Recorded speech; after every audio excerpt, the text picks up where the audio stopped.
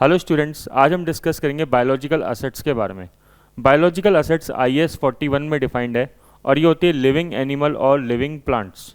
Living animal जैसे कि काऊ, sheep, गोट या फिर कोई और अदर लिविंग एनिमल। इनका ऑब्जेक्टिव होता है कोई ना कोई एग्रीकल्चर प्रोड्यूस प्रिपेयर करने का। एग्रीकल्चर प्रोड्यूस जैसे शीप को रखा जाता है वूल के लिए, काऊ को रखा जाता है मिल्क के लिए और गोट को रखा जाता है जनरली मिल्क और मीट के लिए, या फिर कोई और एनिमल्स भी इसमें आ सकते हैं। लिविंग प्लांट जैसे कि वो प्लांट जो कंज्यूम हो जाते हैं विद इन द 1 ईयर, उसकी कोई लॉन्ग टर्म लाइफ नहीं होती। एग्जाम्पल आप ले सकते हैं वीट, राइस, मेज़, बाजरा या कोई भी अदर क्रॉप्स। इनके कोई पेड़ नहीं होते, इनको पूरा का पूरा अप्रूट कर लेते हैं जब भी इनको हार्वेस्ट किया जाता है। लिविंग प्लांट में और क्या आ सकता है, जैसे lumbering activity, would cutting activity के लिए जो प्लांट ग्रो करते हैं, क्योंकि यहाँ पे अपन पूरा का पूरा प्लांट जो है वो उखाड़ देते हैं। बायोलॉजिकल असेट्स से कॉन्ट्रास्ट में होते हैं बियरर प्लांट्स, जो कि फ्रूट बियरिंग प्लांट होते हैं। मोर देन 1 ईयर इनकी लाइफ होती है, जैसे mango tree, papaya tree, coconut tree. Bearer plant आप ऑब्जर्व कर सकते हैं, एक तरीके से प्रॉपर्टी प्लांट एंड इक्विपमेंट है और IAS 16 में जाएगा, ना कि ये बायोलॉजिकल असेट्स है। आज हम डिस्कस करेंगे बियरर प्लांट्स के बारे में। अगर ये 3 कंडीशन सेटिस्फाई हो जाए तो हम कहेंगे ये बियरर प्लांट है। कंडीशन नंबर 1, अगर वो प्लांट किसी एग्रीकल्चर प्रोड्यूस का प्रोडक्शन करने में काम में आते हैं, जैसे कि mango tree. Mango tree mangoes का प्रोडक्शन करते हैं, मैंगो यहाँ पे एग्रीकल्चर प्रोड्यूस है। कंडीशन नंबर 2, जिनकी लाइफ 1 साल से ज़्यादा है। कंडीशन नंबर 3, वो नॉट हेल्ड फॉर सेल होना चाहिए। इसका मतलब वो खुद कोई एग्रीकल्चर प्रोड्यूस नहीं है, बल्कि उससे एक एग्रीकल्चर प्रोड्यूस जनरेट होगा। जैसे कि हम एक एग्जाम्पल है मैंगो ट्री का। कंडीशन नंबर 1 देखें तो मैंगो ट्री एक एग्रीकल्चर प्रोड्यूस जनरेट कर रहा है जो कि मैंगो है। दूसरा, उसकी लाइफ मोर देन 1 ईयर है, कई सालों तक वो मैंगोज देंगे। और तीसरी कंडीशन, वो नॉट हेल्ड फॉर सेल है, मतलब हम कभी भी ट्री को काट के नहीं बेचना चाहते, उससे हम मैंगोज को एंजॉय करना चाहते हैं। और भी आप एग्जांपल ले सकते हैं जैसे पपाया ट्री, कोकोनट ट्री। इनमें हमारा ऑब्जेक्टिव कभी भी ट्री को काट के बेचना नहीं होता, ट्री से फ्रूट्स प्रोड्यूस करने का होता है। अब क्वेश्चन आता है कि बियरर प्लांट्स कौन से स्टैंडर्ड में कवर होंगे, IAS 41 एग्रीकल्चर के अंदर के IAS 16 property plant and equipment में? तो आंसर है IAS 16 property plant and equipment, क्योंकि अगर आप ध्यान से देखें तो बियरर प्लांट एक तरीके से प्रॉपर्टी प्लांट एंड इक्विपमेंट की तरह बिहेव कर रहा है, क्योंकि ये कुछ चीज़ प्रोड्यूस करके दे रहा है। इसलिए बियरर प्लांट्स को हम कंपेयर कर सकते हैं बायोलॉजिकल असेट्स से, जैसे वीट, राइस, मेज, बाजरा।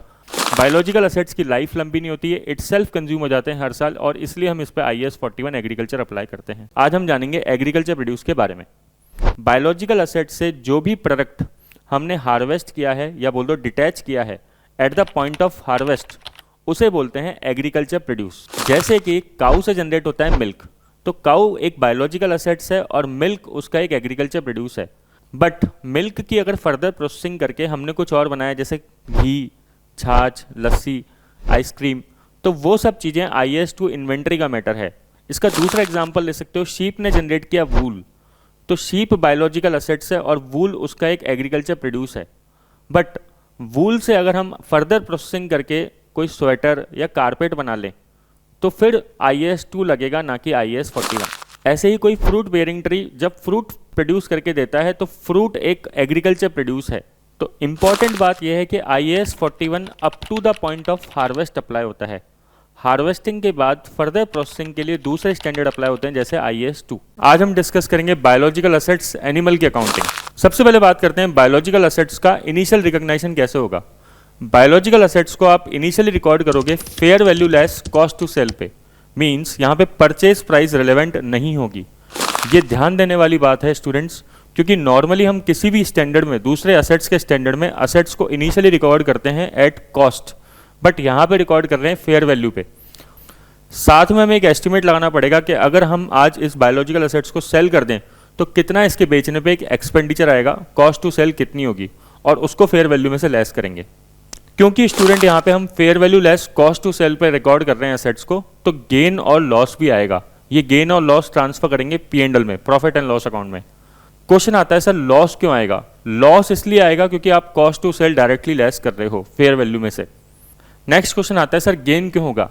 मान लीजिए एक एनिमल ने न्यू काफ दिया, क्योंकि ये हम परचेज तो करके लाए नहीं है न्यू काफ, तो ये पूरा का पूरा हमारा गेन है। हम एंट्री डालेंगे biological assets account debit to profit and loss account या इनकम स्टेटमेंट। नेक्स्ट पॉइंट आता है इनिशियल रिकॉग्निशन के बाद सब्सिक्वेंट रिकॉग्निशन कैसे करें, मींस हर बैलेंस शीट डेट पे बायोलॉजिकल असेट्स किस वैल्यू पे रिकॉग्नाइज होगी। तो अगेन स्टूडेंट हर बैलेंस शीट डेट पे fair value less cost to sell पे बायोलॉजिकल असेट्स को रिकॉग्नाइज करेंगे, और जो भी पहले इनिशियल रिकॉग्निशन और इस रिपोर्टिंग डेट में डिफरेंस आएगा, गेन या लॉस आएगा, उसको हम अगेन P&L में डालेंगे। नेक्स्ट आता है बैलेंस शीट में बायोलॉजिकल असेट्स को किधर शो करेंगे, तो इसको नॉन करंट असेट्स की हेडिंग में शो करेंगे। इनकी अकाउंटिंग में हम एक और पॉइंट ऐड कर सकते हैं कि इस स्टैंडर्ड की प्रिजम्पशन है कि फेयर वैल्यू बायोलॉजिकल असेट्स की अवेलेबल होती है, क्योंकि ये बायोलॉजिकल असेट्स मार्केट में ट्रेड होती है। बट अगर किसी वजह से बायोलॉजिकल असेट्स की फेयर वैल्यू अवेलेबल नहीं है इनिशियल रिकॉग्निशन में, तो आप उसकी कॉस्ट भी ले सकते हैं। आज हम डिस्कस करते हैं एग्रीकल्चर प्रोड्यूस की अकाउंटिंग। सबसे पहले बात करते हैं एग्रीकल्चर प्रोड्यूस का इनिशियल रिकॉग्निशन कैसे होता है। एग्रीकल्चर प्रोड्यूस जैसे मिल्क फ्रॉम काउ, या फिर वूल फ्रॉम शीप, या फिर कोई भी एनुअल क्रॉप जैसे वीट, राइस, शुगर केन, जैसे ही एग्रीकल्चर प्रोड्यूस हार्वेस्ट होता है, हम एंट्री डालते हैं agriculture produce account debit to profit and loss account या फिर इनकम स्टेटमेंट। जैसे कि काऊ ने मिल्क जनरेट करके दिया, तो हम एंट्री डालेंगे milk account debit to profit and loss account या फिर इनकम स्टेटमेंट, और इसकी वैल्यू क्या लेंगे, fair value less cost to sell पे हम वैल्यू रिकॉर्ड करेंगे। अब बात करते हैं सब्सिक्वेंट रिकॉग्निशन कैसे होगा। हार्वेस्टिंग के बाद स्टूडेंट ये एग्रीकल्चर प्रोड्यूस इन्वेंट्री बन जाएगा और IAS 2 के अंदर चला जाएगा। और IAS 2 के रिकॉग्निशन प्रिंसिपल क्या कहते हैं, हम रिकॉर्ड करेंगे कॉस्ट और NRV which ever is lower पे ये एग्रीकल्चर प्रोड्यूस को। नेक्स्ट क्वेश्चन आता है IAS 2 के अकॉर्डिंग हम कॉस्ट कौन सी ले इन्वेंट्री की, तो स्टूडेंट जो हमने पॉइंट ऑफ हार्वेस्ट पे इनिशियल रिकॉग्निशन पे फेयर वैल्यू ली थी, वही अब हम यहाँ पे कॉस्ट ले लेंगे।